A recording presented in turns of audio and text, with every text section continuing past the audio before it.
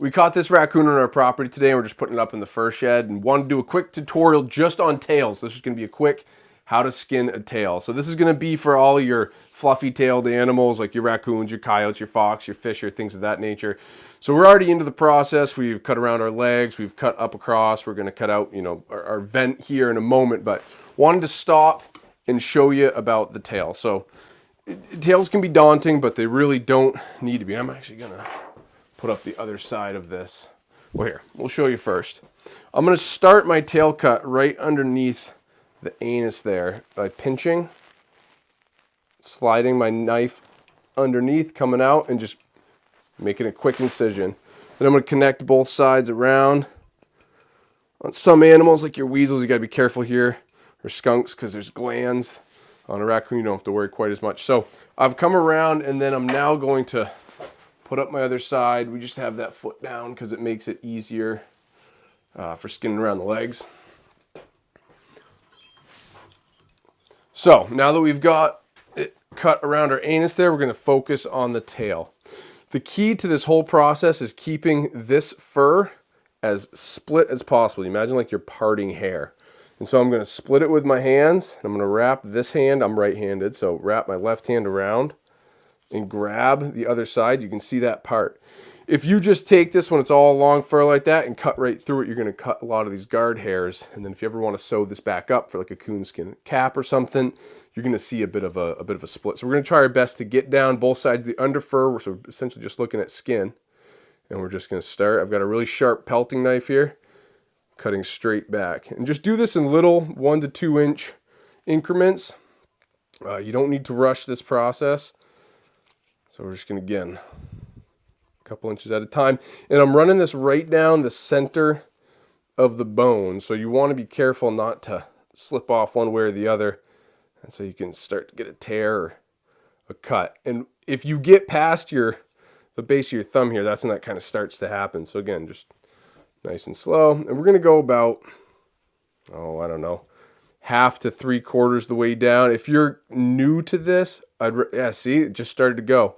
If you're new to this, I'd recommend going further than not, but I'm a little over halfway down the tail there.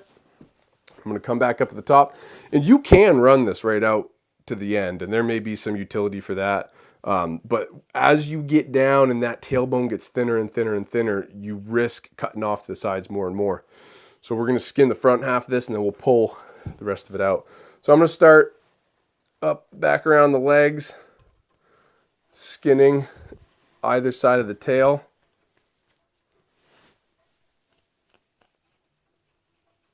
You can see there's your hide there, so you want to be careful not to cut it. And I'm just going to come down that tail. Just a little bit, just making, that first incision. Then again on this side.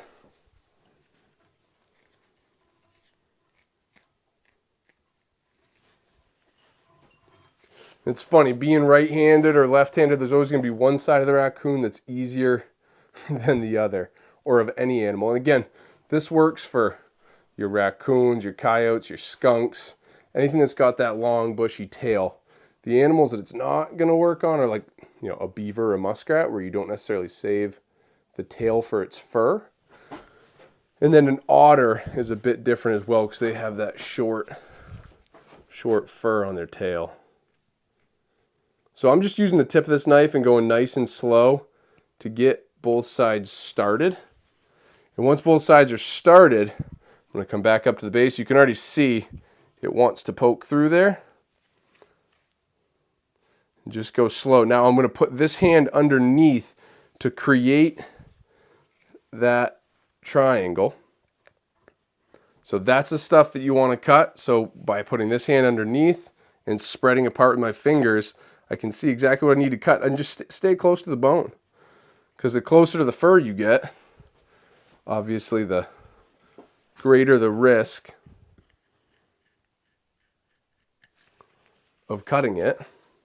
So just go slow back and forth each side, just kind of working around that bone. And I'm pulling away from the bone here. And once I get it down to where I had stopped, I'm going to go to my tail ripper here. Not a tail stripper, a tail ripper. So most of your small animals, you're going to end up using the smaller size. I guess if you had something real big, the middle size, but I can't think of a single animal who's got a tail big enough, or tail bone big enough. So I'm going to come here. You can also do this if you don't have this specialized tool. You can do this with a wooden clothes hanger. It's really easy. I'm just going to grab on either sides with my hands like this, and I'm giving, I don't know, 30% pressure. You want to create enough pressure that when you're pulling on it, you're only pulling on the back of the fur, but you don't want it to be so tight that you're crunching down on the tail, because you're pulling the tail. You're holding the fur here and you're pulling the tail out. And it's just a steady, constant pressure. You're just going away from each other. And it pops right out. And that's the part where a lot of times people end up with just this little tiny tuft of fur. And if you skin it way down here and then you try to pop it up, you risk cutting that fur. But by only going down to here, you've got a big bundle that you're pulling on that's nice and strong. So then we'll take our tail zipper. This is a Weeby zipper. And we're going to put it inside the tip. Make sure that we want to be continuing straight back down that line. And if you don't have this tool, you can use any knife. Just lay this on a table or something. But with the tail zipper, we're coming away. Again, just in little quick motions. And you want to be careful with this because there's not much of a point on it, but there is enough of a point that if you're at an angle, you can poke through the other side and rip, and you'll have two tails going in opposite directions. So make sure that you're in your hole and you're coming up and away. And little pieces at a time are better than ripping it. You come right down. You want to do this all the way to the tip, because during the drying process, that's right to the tip there.